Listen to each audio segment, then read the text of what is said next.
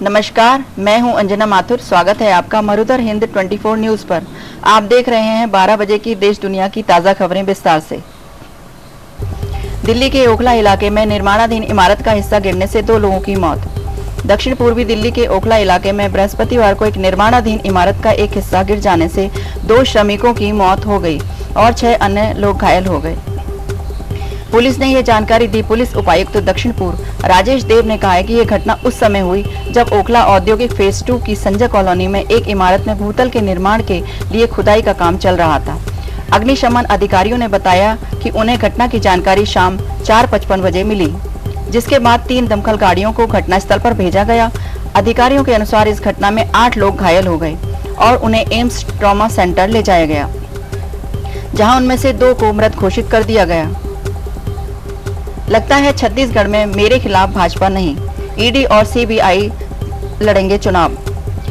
बघेल ने कहा कि पहले कथित शराब घोटाले की बात की गई और यह दावा किया गया कि 3900 करोड़ रुपए का घोटाला हुआ है, जबकि कांग्रेस की सरकार में आबकारी राजस्व बढ़ गया है। उन्होंने कहा, हमारी सरकार आने से पहले छत्तीसगढ़ को सालाना 3900 करोड़ रुपए का आबकारी राजस्व होता था, लेकिन अब 6500 करोड़ रुपए का राजस्व हो रहा है। उन्होंने ये आरोप भी लगाया कि प्रदेश की कांग्रेस सरकार को बदनाम करने के लिए कोयला घोटाले और धान घोटाले की बात की गई। बघेल ने कटाक्ष करते हुए कहा, ऐसा लगता है कि अब पाटन मुख्यमंत्री का विधानसभा क्षेत्र में भाजपा का प्रत्याशी चुनाव नहीं लड़ेगा, बल्कि ईडी और सीबीआई लड़ेंगे। हिमाचल बारिश। कुल्लू में इमारतें गिरी। भूस्खलन से सड़क बंद होने के कारण सैकड़ों लोग फंसे। मुख्यमंत्री सुक्खू ने दावा किया कि राज्य को अब तक 12,000 करोड़ रुपए का नुकसान हुआ है। हिमाचल प्रदेश के कई हिस्सों में बृहस्पतिवार को भी भारी बारिश हुई। अधिकारियों ने बताया कि कुल्लू के आनी कस्बे में गिरी 7 या 8 इमारतों को पहले ही खाली करा दिया गया था और कोई हताहत नहीं हुआ। अधिकारियों ने शुक्रवार को शिमला के सभी स्कूलों को बंद रखने का आदेश दिया है। इस महीने राज्य में भूस्खलन और बारिश से संबंधित अन्य घटनाओं में लगभग 120 लोगों की मौत हो चुकी है। 14 अगस्त के बाद से ही लगभग 80 लोग मारे गए हैं। 24 जून को मानसून शुरू होने के बाद से हिमाचल प्रदेश में कुल 242 लोगों की मौत हुई है। सहेली को सुसाइड वीडियो भेजा और फिर 2 साल की बेटी के साथ आगरा में ट्रेन के आगे कूदी महिला। उत्तर प्रदेश की ताज नगरी आगरा से दर्दनाक घटना सामने आई। ग्वालियर हाईवे पर ग्राम पंचायत इटोरा के गांव नगला माकरोल में आरजू का मायका है। यहां पर आरजू नाम की एक महिला ने अपनी 2 साल की बच्ची को गोद में लेकर तेज रफ्तार ट्रेन के आगे छलांग लगा दी। आरजू ने मौके पर ही तड़पकर दम तोड़ दिया और 2 साल की मासूम गंभीर रूप से घायल हो गई। अस्पताल में बच्ची जिंदगी और मौत के बीच जूझ रही है। महिला जानकारी के मुताबिक आरजू का ससुराल आगरा में है। ट्रेन के आगे कूदने से पहले आरजू ने एक वीडियो बनाया था। इस वीडियो में वो खुदकुशी करने की खुद जिम्मेदार।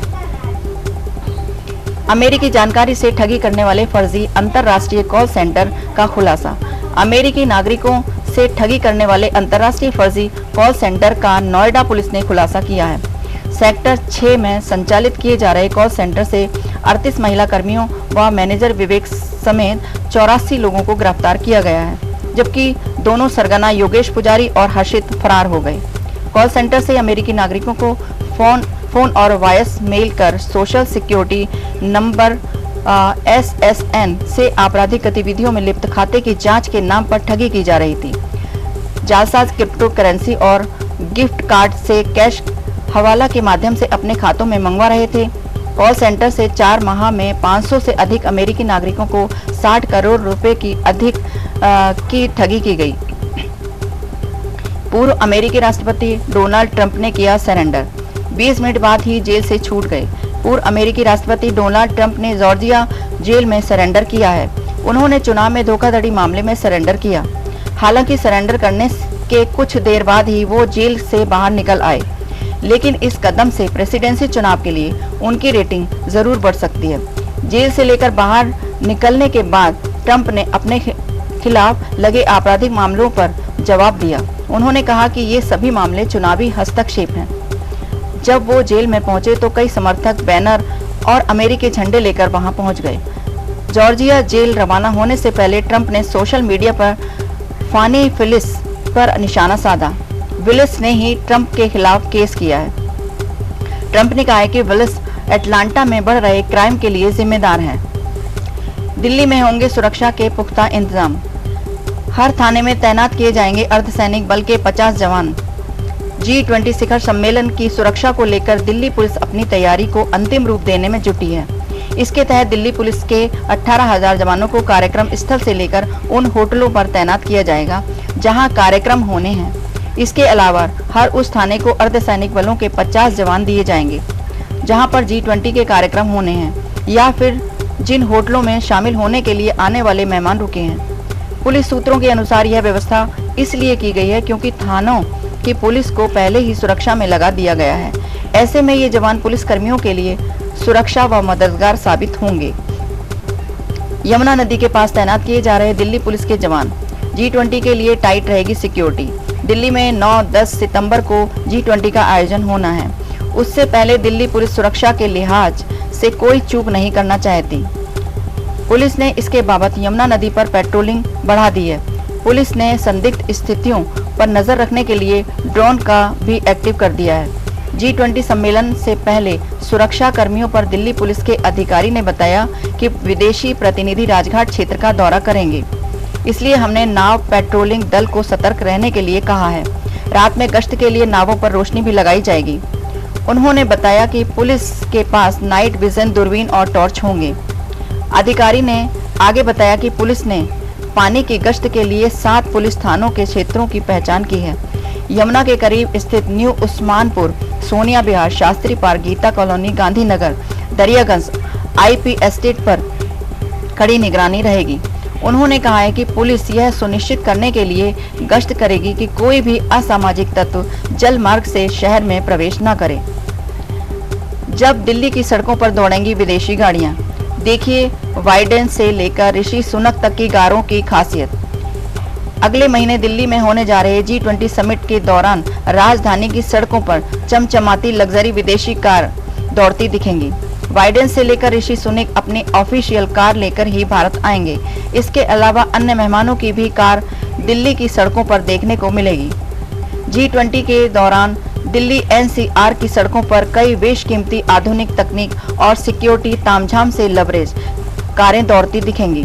दरअसल दुनिया के ताकतवर देशों में शुमार कई राष्ट्र प्रमुख खुद की बख्तरबंद गाड़ियां लेकर आ रहे हैं। इन कारों को विशेष विमान से भारत लाया जाएगा, जिनमें सवार होकर ही होटल और प्रगति मैदान समेत दूसरी जगहों पर जाएंगे। इन देशों की तरफ से ये जानकारी भेज दी गई है। सूत्रों ने बताया कि अमेरिकी, रूस और चीन समेत कई देशों की तरफ से सुरक्षा के मद्देनजर अपनी गाड़ियों भारत लाने की बात कही है। अमेरिकी राष्ट्रपति जो बाइडेन द बीस्ट में चलते हैं, जिसे दुनिया की सबसे सुरक्षित कार माना जाता है, वे देश या विदेशी दौरे पर जो इसी कार को लेकर चलते हैं। इस बख्तरबंद गाड़ी में बुलेट ही नहीं बल्कि बम का भी असर नहीं होता है। ये कार न्यूक्लियर अटैक का भी अलर्ट है। केमिकल या बायोलॉजिकल हमला होने पर ऑक्सीजन सप्लाई की व्यवस्था भी है।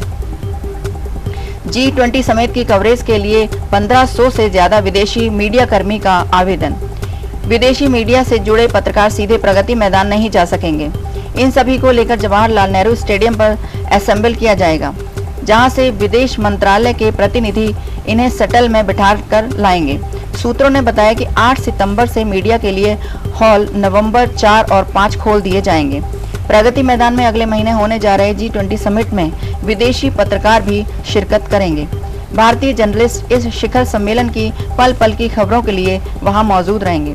महज 150 से आधिकारिक पत्रों को समिट के लिए बने भारत मंडपम में एंट्री दी जाएगी।